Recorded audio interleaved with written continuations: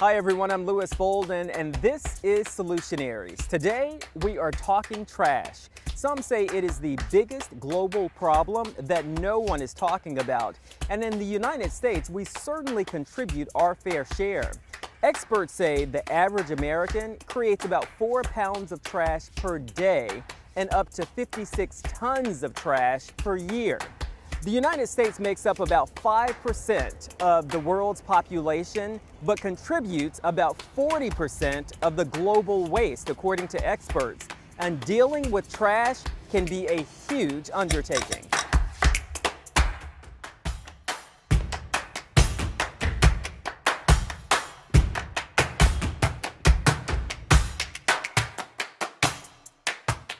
Think about it. How much plastic do you use every day, every month, every year? Now, how much plastic do you think you used every day for the last 2 years? All the masks, the filters, the plastic packaging for at-home tests, and all of the packaging to get that delivered. A recent study found that the average American's use of single-use plastic exploded during the pandemic. Estimates are still coming in because we're still in a pandemic, but a recent study found that 3.5 million metric tons of masks alone were used. That's enough to get back and forth to the moon, laid end to end 4.5 times. And then of course there's all that takeout, the styrofoam Tupperware, the little plastic forks and little plastic bags. On average, Americans use about 110 pounds of single-use plastic every year, which is a lot when you think about how little these weigh. And that demand jumped another 5% over the pandemic. According to industry estimates, it's expected to keep rising by about that same amount every year for the next couple of years as our pandemic lives become our normal lives. All this is to say we used a lot of plastic over the last 2 years because it's how we've stayed safe, but it's never too late to think about how much we're actually using.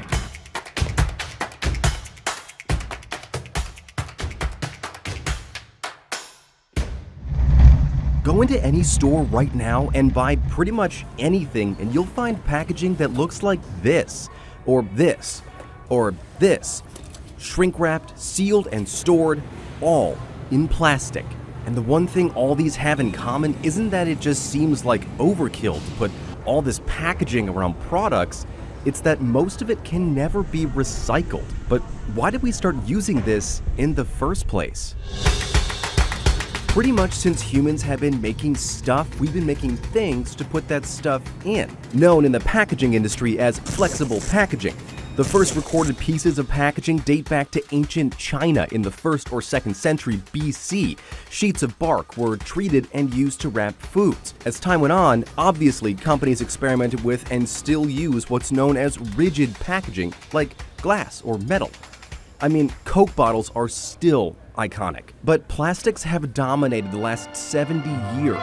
Plastics take the stage at an international exhibit in Amsterdam. Plastics were originally off limits to consumers. The first plastics with names like styrene, vinyl chloride, and celluloid were developed in the late 1800s and were meant only for military use. The horizons of plastic are lengthening and strengthening too.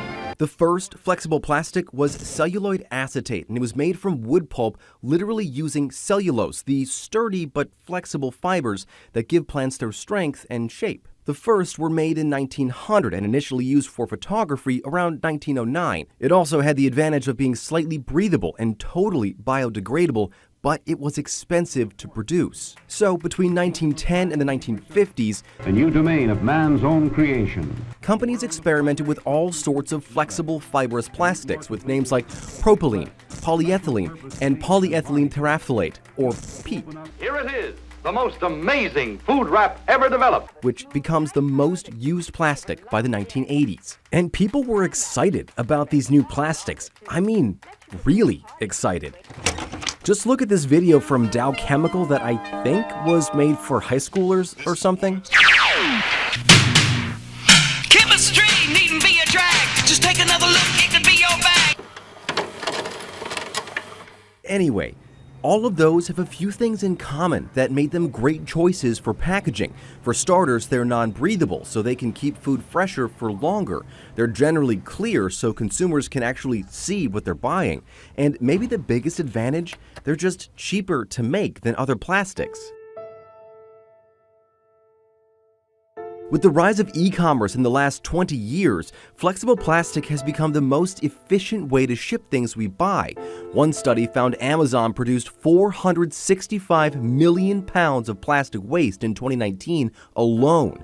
That's enough to make those air-filled packaging pillows that come in the boxes and circle the earth 500 times. Plastic waste has also become a huge environmental and health problem. In the United States Great Lakes, researchers found that 10,000 metric tons, or about 22 million pounds of plastic waste, ends up in the ecosystem of our largest bodies of fresh water. And in the ocean, 80% of the litter is plastic. And it never breaks down, creating what's called microplastics, which end up in the food chain and eventually in us. Just this year, scientists found microplastics, these microscopic pieces of plastic that get made when plastic pollution is ground down over time, in human blood. The thing is, we know this, and we've known most of it for a long time, but we are really bad at recycling, and not just sort of bad, but really bad. Since the 1950s, only 2% of all the world's plastic has been recycled. But there are people working at the most local levels to try to fix that. Which is why we came here, a place literally called Recycle Here, to talk to one of them. We started with our youth, and we've grown to now work with businesses, and we work with the community on the Detroit Recycles curbside recycling program. Natalie Jacob is the executive director of Green Living Science. She helps teach kids about trash and recycling in Detroit, where the city deals with millions of pounds of litter each year. In 2018 alone, Detroit's Department of Public Works collected 92 million pounds of trash from illegal dumping sites around the city. People like Natalie have been instrumental in getting recycling into Detroit public schools and apartment buildings downtown, including the one I live in, which I didn't know until we talked. Their lessons are meant to teach kids about recycling, why it's important, and how they can start recycling. For the education to be impactful, we have to have some scare factor in there, so we do let them know the negative impacts plastic has on the animals. In some cases, we have shown them pictures. It breaks their heart to see it. It breaks our hearts to see it. And so we do have some element of that, but we do focus a lot more on here's what you can do, and here's why it's important. But at the local level, getting kids to think about recycling can create a lifelong habit, and one that trickles up to their parents. Kids get it. Kids get it more than their parents do. One of the things we hear the most is that the reason that a family is here is because of their child. So they learned about it in school, they made their families recycle, and they wanted to come here. But it's only part of the solution. Well, all of this is great, and it helps on the small level to clean up our neighborhoods and cities. Solving the problems of plastics is not something that we can crush our way out of. It's going to take real change at the biggest levels. And that's where the work of researchers like Michigan State's Dr. Mohammed Rabnawaz come in. Plastic recycling is a big problem. Literally speaking, today, 40% of the plastic that is produced, it goes into the packaging. And packaging essentially is creating almost 50% of the plastic waste. Dr. Rabnawaz works on developing new kinds of packaging that's more biodegradable and can help reduce waste. But even he would say it's just as much about getting companies to start using better packaging as it is about design, which is why he says the solution to this problem is to give big companies incentives to change their packaging or tax them for using environmentally unfriendly plastic, sort of a stick and carrot for corporations. If you are using virgin material like new plastic in the package, you need to pay a penalty, extra tax. And the carrot is for the companies, if you are putting more recycled content, you get tax incentive. So basically giving them both options. You want to go this way or that way, you will have the benefits if you move forward with the recycling. And he says that stick and carrot method has already been shown to work. In the European Union, for example, companies are forced to pay up front for the cost of the plastics they use that can't be recycled, which means now 40% of their plastics get recycled. In the US, where we don't have that system, it's just 9%. But it is an uphill battle. Companies at every level of the plastic and packaging industries have spent decades fueling research and funding campaigns to keep non-recyclable plastics on the market. And it's worked. Not to mention, they've used that same research to put the cost of finding ways to recycle on the consumer, on us, rather than on themselves. It's not easy because you are competing against the low-cost material like polyethylene, right, which is so cheap. But we cannot go with the practices that what we do here. So eventually it will be a combination of something like a bio-based material, which essentially are biodegradable. There's one aspect.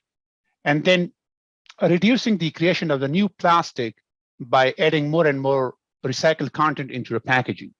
So those are the two things that I see like should go together. Plastics and plastic packaging is a really complicated problem with complicated solutions. But maybe that's just it. If we start with solutions big and small, we can end up boxing this problem in, maybe, for good.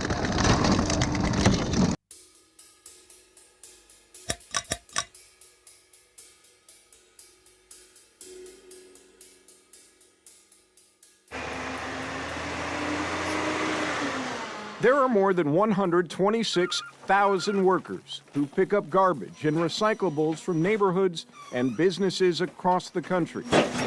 But these 5 states, California, Florida, Texas, New York, and Ohio, have the highest employment levels in that industry.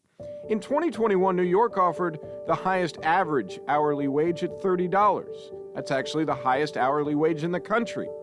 The hourly wage in Texas averages just shy of $17 in 2021 anyway. The labor shortage across many industries is driving the competitive market. It's in favor of employees right now. Companies are using big signing bonuses to pull in workers, as well as higher starting wages. The city of Houston is offering a signing bonus, but says they're competing with others who offer a starting pay at $25 or more. The city of Houston's starting pay is around $19.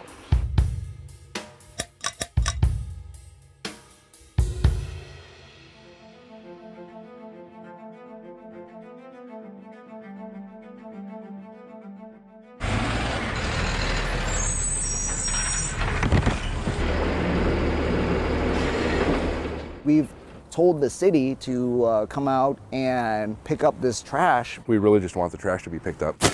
Should it be that hard to get your trash picked up? I don't think so. Do you have enough people to do that job effectively? We are currently getting there. We currently don't. My name is Mark Wolfall, and I'm the Solid Waste Director for the City of Houston. Solid waste management is a competitive business. How many drivers are you short right now? Based on what we're seeing right now, we currently have about 50 vacancies. It means that at times services might get compromised. It's not that they won't be provided, but it may not be as scheduled.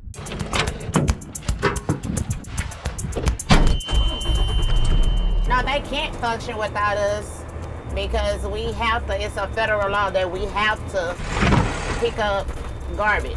My name is Sanae Stanberry Roberts. I'm an operator with the City of Houston Solid Waste Department.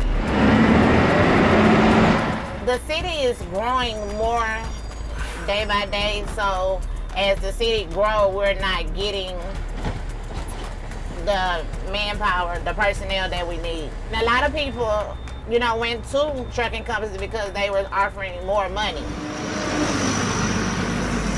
The thing about the garbage truck drivers is they get their license and they decide they want to be over-the-road truckers or something, and that's the route they might take because of the higher pay and different benefits and things. I'm Jimmy Monk. I'm the CDL coordinator / instructor here at Alvin Community College. A garbage truck is just a Class B with no trailer.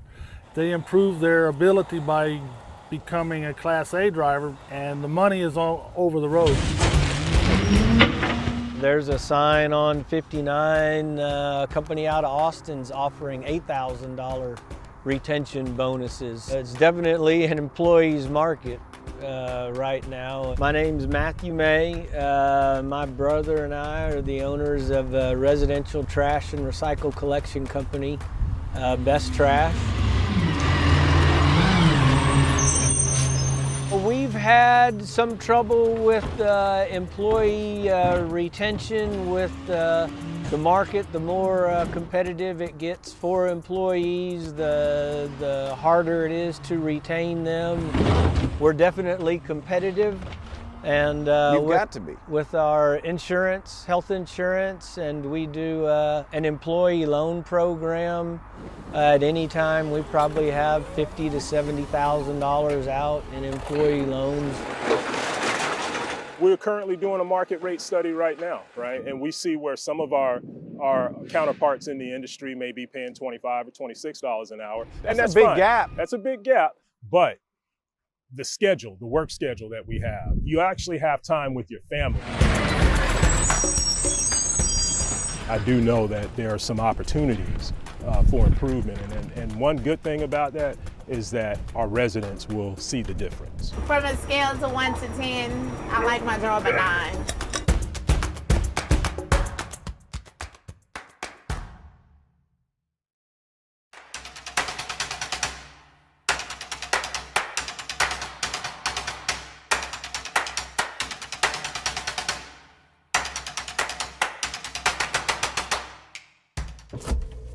I would bring like plastic water bottles like every day almost.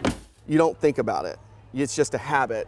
I played softball my whole life, so yeah, I definitely use Gatorade bottles, single-use plastic water bottles all the time. Plastic, as we know it, first surfaced in the 1950s, made from petroleum. It's cheap and convenient. Since then, factories have produced 9.1 billion tons of it.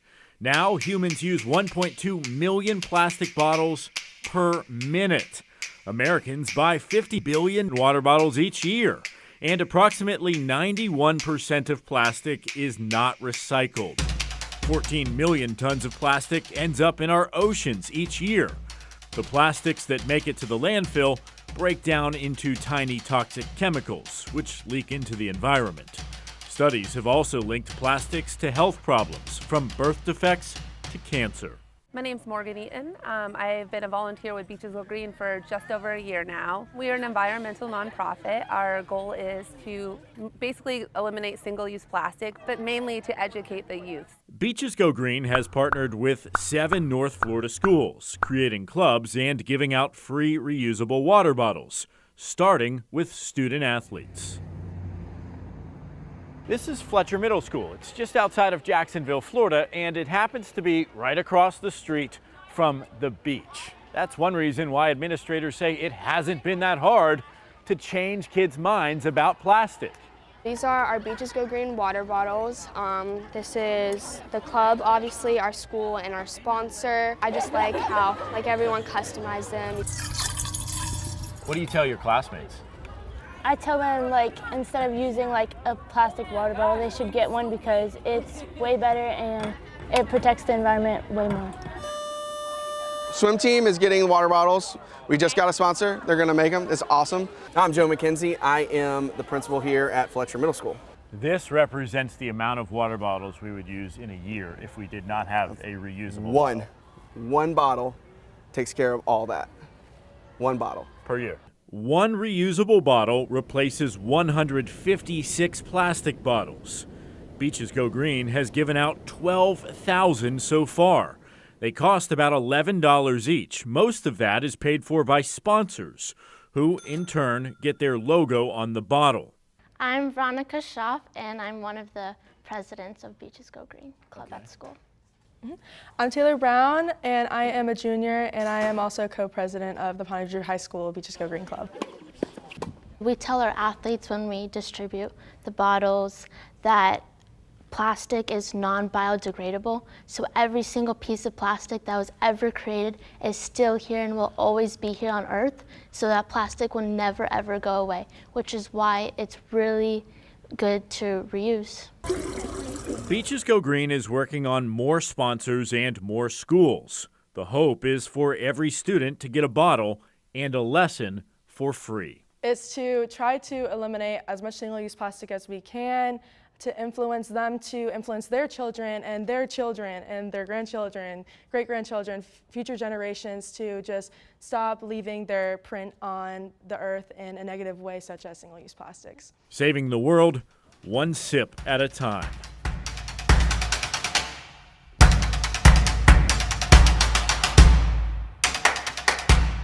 Trash in our waterways is also a problem. Plastic bottles, plastic bags, basically anything that's man-made that's not supposed to be there is considered marine debris. Sometimes you can see the debris just walking along the beach. Other times the debris is so small you can barely see it in the water. These are often referred to as microplastics.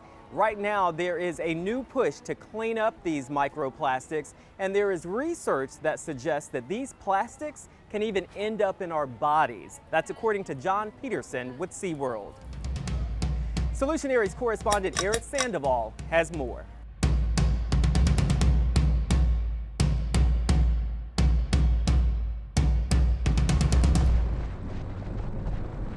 We're on our way to Cocoa Beach, Florida today, which is located in Brevard County, just east of Orlando.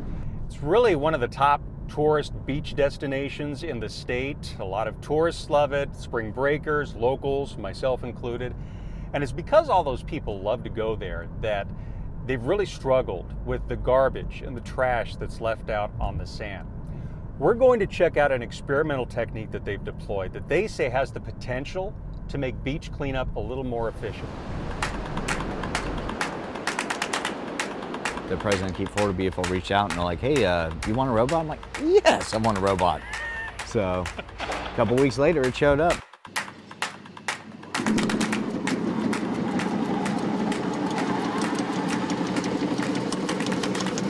My name is Brian Bobbitt, Executive Director of Keep Brevard Beautiful.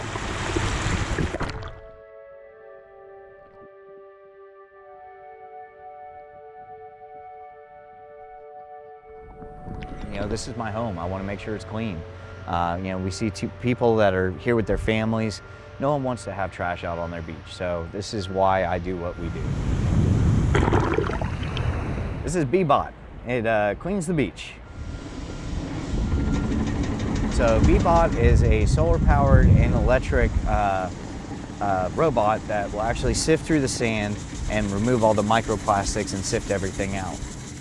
It doesn't take long to fill up this tray full of stuff. We're constantly picking up trash out here, and you guys do an awesome job. Oh, we appreciate it.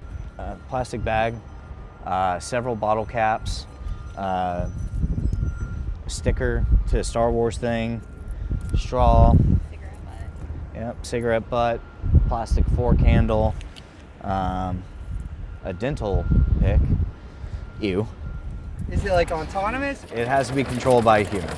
Just walk behind it, keep it slowly moving forward. And as you can imagine, you want to come see it? A robot on the beach drew attention. I thought you guys were cleaning the beach, but then I also thought maybe, are they testing something lunar? That seems strange. My mind was just whirling as to what this could be. And then I saw cleaners, so like, I'm gonna go ask them. I'm not disrupting a NASA project. So I can control the pitch, the depth. Bobbitt says his volunteers still collect garbage here by hand. In fact, they collected more than 145 tons of it in 1 year alone. But it's the tiny pieces that Bebot is able to pick up that could be a game changer. What is that? That is a microplastic. So it was a piece of something bigger, maybe a Frisbee or a beach toy or whatever. You know, it gets left out here on the sand, it gets sun-baked, breaks down, and eventually goes into smaller pieces. So that is the definition of a microplastic. Now the problem is that stuff can end up in the water. Fish eat it, turtles eat it, other wildlife eat it. We eat the fish. I was going to say, and then we end up eating the fish and it gets in us. Exactly. So my official title is Education Coordinator at the Marine Science Center. My name's Shell Webster. And Shell, short for Michelle, says garbage that makes its way into oceans and lakes can impact marine life that lives there, like sea turtles. When they're in the ocean, they're looking for food, they're holding their breath, they're diving down to go and get things like jellyfish. And then you're diving down again and you're going down for another jellyfish, but showing them that it looks like a jellyfish. It's a grocery bag. Right. And that's why this is, you know, I love the fact that you love this one. This is great. My little plastic bag in the water that just looks like a jellyfish.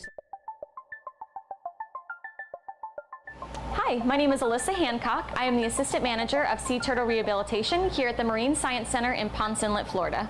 So in here, we're actually in our sea turtle hospital. And it's inside this hospital that Alyssa and her team have helped save the lives of more than 25,000 reptiles.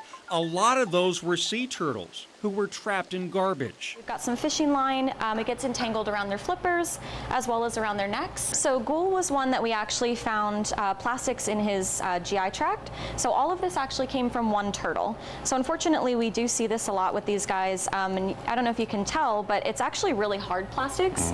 So the problem with that is if it's going through his gut, it's actually going to cause lacerations and issues with his gut as well. If they're eating seagrass or anything on the bottom of the ocean, you get that plastic down there as well. That has to be heartbreaking to see. It's really hard, especially when we've worked with a patient so long, and then unfortunately, if they pass away due to plastic ingestion, or if we find it later on, it's really tough for us. How do you get through that?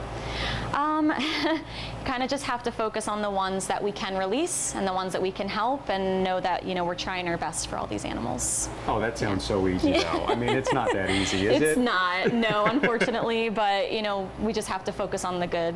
We would really like people to focus on lowering their plastic use. So, we try not to use water bottles. We try to use reusable water bottles. Don't use plastic bags. So if you have reusable bags for shopping, that can really help as well. But until more people latch on to that idea, Bobbitt says bee-bots like this will eventually be cleaning 30 beaches across the state of Florida. This thing is just the start. Like I said, it's the first of its kind in the country, and we're very honored to have the opportunity to be able to test it out. But as we work on it more and we kind of figure out and work out some of the kinks, I think we're going to see more and more of these types of machines all along the beach, roadways. I think this is kind of a way of the future, but we're always going to have humans do the right thing first.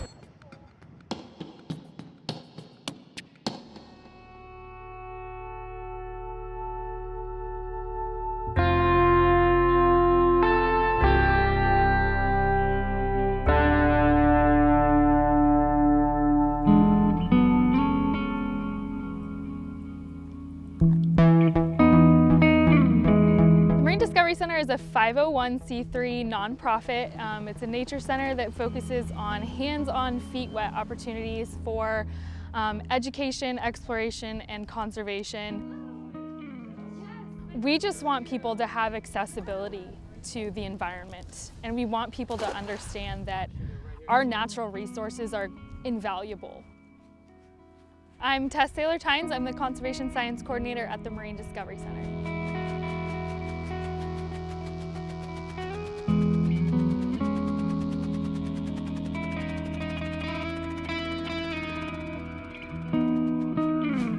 This was a high school track and field, which, as you can imagine, wasn't really being used by a lot of fish or birds. 5 acres that used to be kind of non-functional for wildlife is now really a nursery for wildlife. So, in addition to all the marine life that's probably out here, you probably also see a lot of junk and trash. Yes, yes. Tell me about some of the things you've seen. Commonly we find items like bottles and bottle caps that may have flown off someone's boat as they were driving by. We find plastic bags. Fishing line is left behind a lot of the time.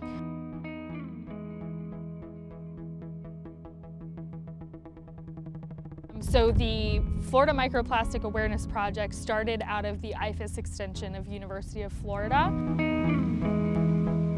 Okay, I'm going to be collecting a water sample from the kayak launch.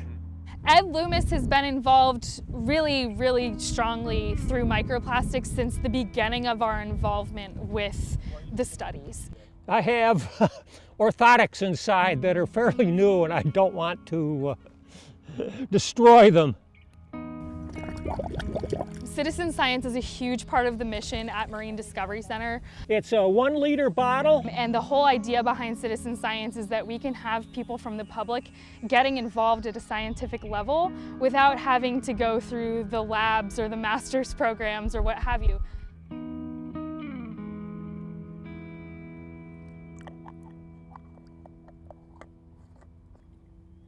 And we always take the sample from the surface of the water. And this is the sample we'll be analyzing. I think using citizens allows us to not only gain a better perspective through that data, but they can also educate others around them. So it's quite literally a ripple effect. Back to the laboratory to see what we just collected.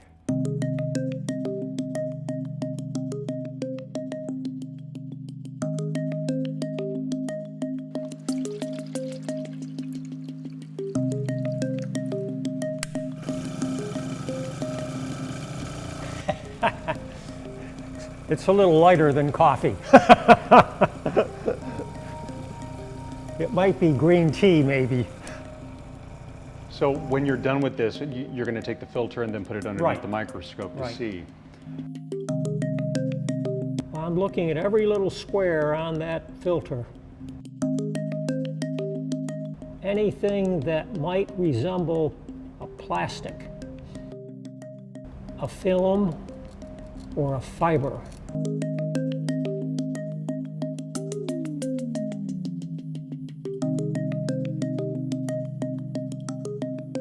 I just love the outdoors. I just love everything about nature.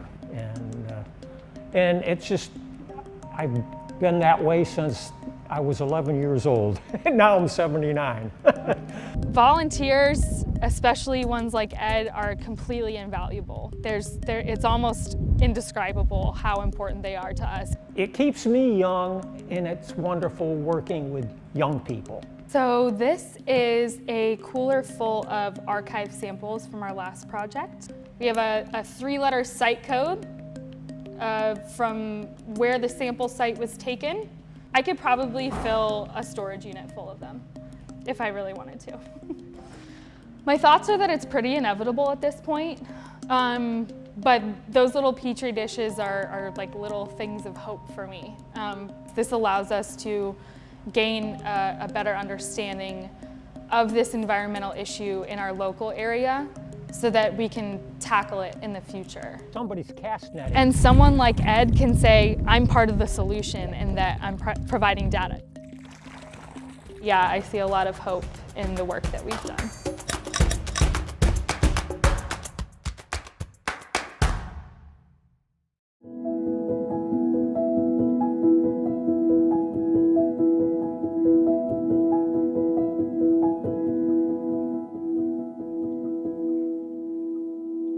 Recycling can be confusing. Where you live determines what can be recycled. For example, in Salem, you drop off your recycling in a big bin that everyone dumps stuff into. These centers accept cardboard, plastics 1 and 2, aluminum cans and bimetal, and paper, but they do not accept glass. But in Roanoke, each house has their own bin, and the city comes to pick it up every other week. Roanoke City takes everything we just mentioned and glass, so it's important to check where you live and what they recycle. And if you move, check again. Here's the big thing. Plastic bags like you get from the grocery store cannot be recycled. Plastic bags and the film that comes around a case of water are the biggest recycling headaches when it comes to sorting all of it. They tear, slow down conveyor belts during processing, and clog up the machines at the recycling facility.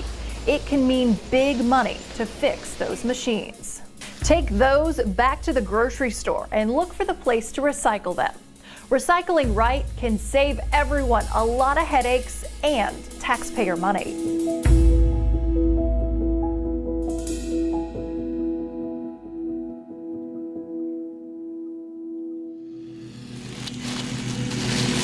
I take pride in my community. I think it's important for everyone in a community to take pride in their community. I care about my environment and I care about the critters that live in it. The recycling reduces the amount of waste that we end up having to put into the landfill. I think it's important for people to understand that they're also part of the solution to the problem.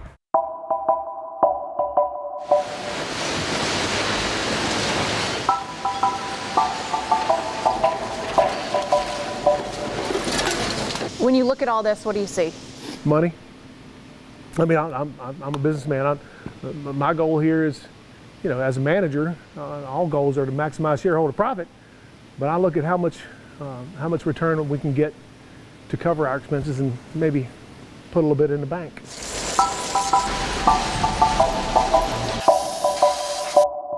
I'm Billy Basham, Director of Facilities, Roanoke Market.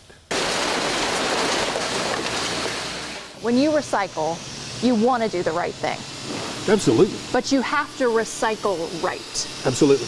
Or what happens? The key to the whole process is to only recycle what is recyclable in your community. One of the biggest challenges we have is good, clean material in a bag tied up. So why is this a problem for us? Well, if we don't open this bag from the beginning, before we load it into our system, the bag is just going to go through the system and everything in it is going to become invaluable because it's encapsulated in a bag. So what do you want people to do when they drop off recycling? That's a very good question. I think I can demonstrate that. When they carry their recycling to the recycling center in this bag, dump this into the container and put this in the trash. You know, everybody thinks it's plastic and it's got a recycling label on it so I can recycle it. So I would like for them to think about the items that we are able to have recycled locally. Number 1 and 2, plastics, aluminum cans, bimetal cans, cardboard and newspaper and mixed paper. And then everything else is considered municipal solid waste or garbage. We find tires, rocks, dirt. You couldn't imagine how many pounds of hair extensions we pull out every day. Diapers, soiled diapers. When somebody does not recycle right, what does that mean for a city? So for a city, it's going to cost us. It's going to cost the taxpayer. We're going to have to pay a higher rate to have that debris removed from what's supposed to be recycled. And so it just drives up the cost for everybody. All localities have to meet a 25% minimum recycling. So you take all your garbage that you haul to the landfill, you divide that by 25%, and your locality has to recycle a minimum of 25%. Every year I've turned in a report that I have to list all the tons of plastics, aluminums, oil, antifreeze, tires, batteries. What happens if you don't hit that 25%? I've never had to go there before. When people know what to recycle, it makes recycling cleaner, right? Absolutely. My goal is to process 80 tons a day. The stuff that I and my customers find value in, then at the end of the day, I've got 80 tons of material that I can sell. That's just not the reality. I'll have 40, 50 tons of material I can sell and 30 tons of material I need to take to the landfill.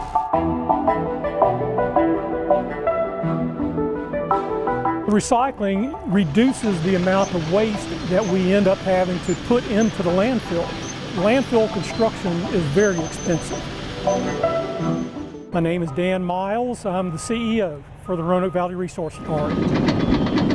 The cell that we're standing on right now is about an 11-acre cell, and it cost about $8.5 million to build. And then you've got all of your operating expenses and everything else that goes along with it. Any ton of recyclable that we can keep from coming to the landfill will be one less ton that will use the life expectancy prematurely. So do you think recycling is still worth it? Well, I think that recycling is worth it, just from a standpoint of the big picture. And you look at it and say, it is the right thing to do. But I think there's also some things that have to be done on the front end of recycling, that from a marketing standpoint, that if you look at the way our products are manufactured, some things can be done from a manufacturing standpoint that would reduce the amount of materials that would come to the landfill. But after the fact, I think it's important for people to understand that they're also part of the solution to the problem. They are participants in generating the amount of garbage that comes and fills up this space. And it's a finite amount of space. It's not infinite. Firmly believe that people want to do the right thing. I just don't think there's enough continuous education. I think everybody wants a recycle program, but the responsibilities of a good recycling program is continuous education. My husband calls me a trashy lady.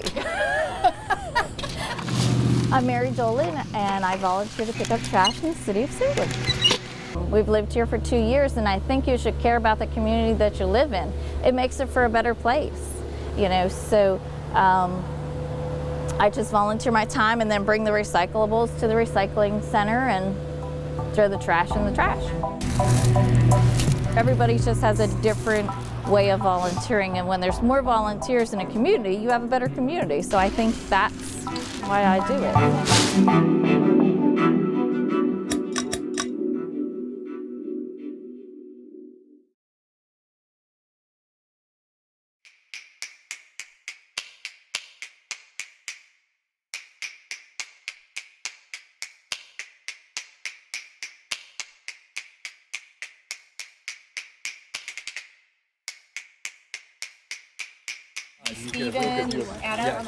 Volunteers from numerous caving organizations regularly gear up and enter caves and sinkholes to clean them. Some can be walked into. Now you can take your left hand off the rope and feed off on the hand as you go over these lips. Others require rappelling down. So this is basically an extension of the cave. So we came down this 40-foot drop, maybe 45-foot drop, and the cave keeps on continuing down the slope here. And the cave, it was used as a trash dump for many years. And some of the trash that has come up here ended up being washed down there because the cave takes water and it just gets carried away. A lot of the rainwater, washes into these caves, and then eventually get to our, drinking water eventually. So we don't want all the trash to be the part of the filtration system. Water will flow through cracks in the rock into Edwards Aquifer, recharging San Antonio's water supply. But keeping the caves clean is a must because this could contaminate the water. Of course, some of the other industrial materials that we have, car batteries, lead batteries we've seen, radiators, we've seen car parts, etc., that have been thrown in these caves and they sit there and they slowly release, the material over time.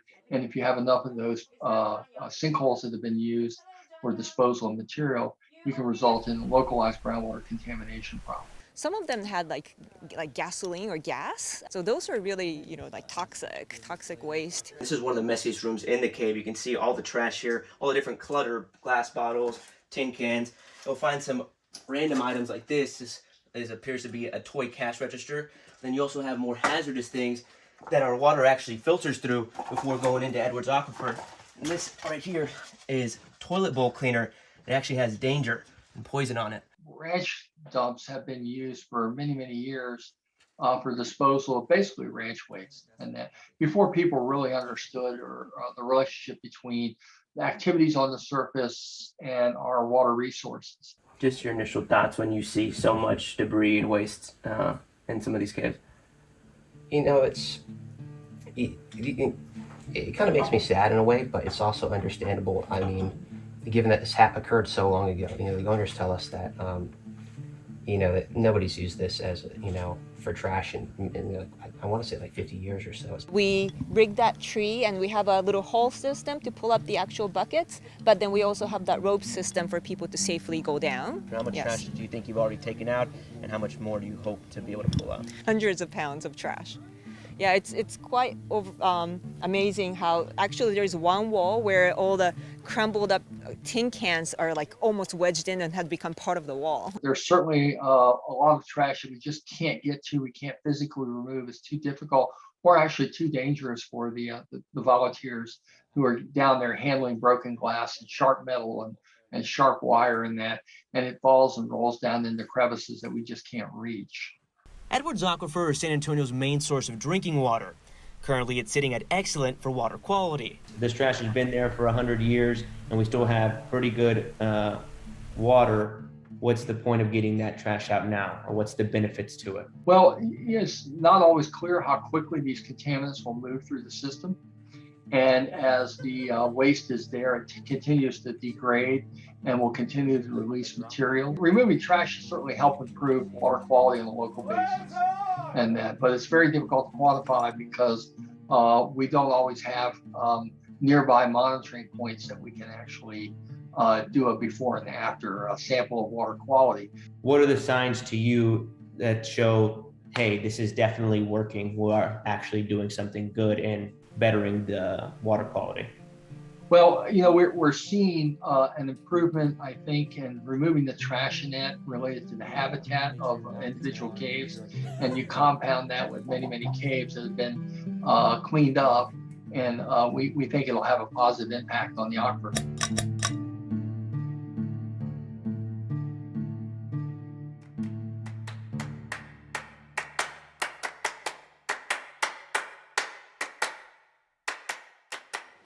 A vision so beautiful, slowly being destroyed. I just find it a win-win-win.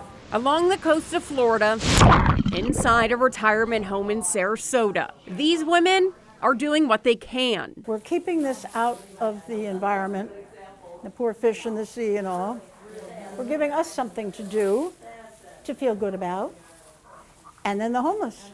How did all of this start? I was looking in Facebook and I saw these women from Ohio in a church, separate tables, one table cutting up the bags, the next one, you know, looping them and crocheting them, and then actually going out and handing it to a homeless person. Over the last 5 years, Michelle Penn has turned the plastic bags you get at the store every day into more than 200 of these mats. Saves the environment because we have so many bags, 500 to 600 in one mat, and it keeps the homeless off the street, off the hard street. That's more than 120,000 of these plastic bags being used for good instead of ending up in the trash. Still, only a minor dent when you consider 160,000 plastic bags are used every second. But Michelle's idea is growing. The mat's now a community project. People giving so many plastic bags to Michelle, she started teaching others her skill. We're the loopers, and then we roll up and make balls. Like an assembly line, everyone has a role at the assisted living facility at the Bay Villages. I guess we retired people don't really have a super whole lot to do, and I am in a motor chair, so I can't get around much, but I sure can do this. The women meet once a week for an hour. How great is this? You get to sit here for like an hour? Yes. And Chit-chat, gossip. But these mats are time consuming. First of all, they're over there cutting them, the bags, and trimming them. Then they make this, which she told you was plarn. It's poly yarn. That's how it got the name. And then we roll it up into balls, and then we start crocheting. So how long does it take you to do this? I can't give you any time frame because I don't do it that often. And also hard on the joints. I'm about paralyzed now. But the work rarely stops. We are moving and grooving over here. Knowing each bag, loop, and eventually mat serves a greater purpose. It's kind of thrilling for me to watch them accept these things. They're so pleased. After a dozen or so mats are made, the women take a field trip, personally handing them out. I couldn't go because I knew I would cry. Oh, well, it was hard for you. Yeah, I'm very sensitive and I knew I would cry. I mean, because we have so much and they have so little, it's just heartbreaking. Which is why through the pain and many hours, the work gets done for moments like this. We met this woman who says she's been homeless for the last couple of years. So you don't have to lie on the ground. These are the grocery bags? Yes. That's what I was looking at. Right, Publix. I see. Walgreens. Amazed by the intricate detail that goes into one of these mats. What does this mean to you? It means that I got something to sleep on and be comfortable. And it was joyful to get this, because I wouldn't have been here. I was just about to go catch the bus, and I'm so happy that I stayed to get me something to sleep on comfortable. Some things don't come to you. No, they don't. Some don't come, but the blessings do. A true win-win-win for everybody involved. We'd like to hear what you think about the topic. Leave us a comment below. And be sure to subscribe to our Solutionaries channel. We're just getting started.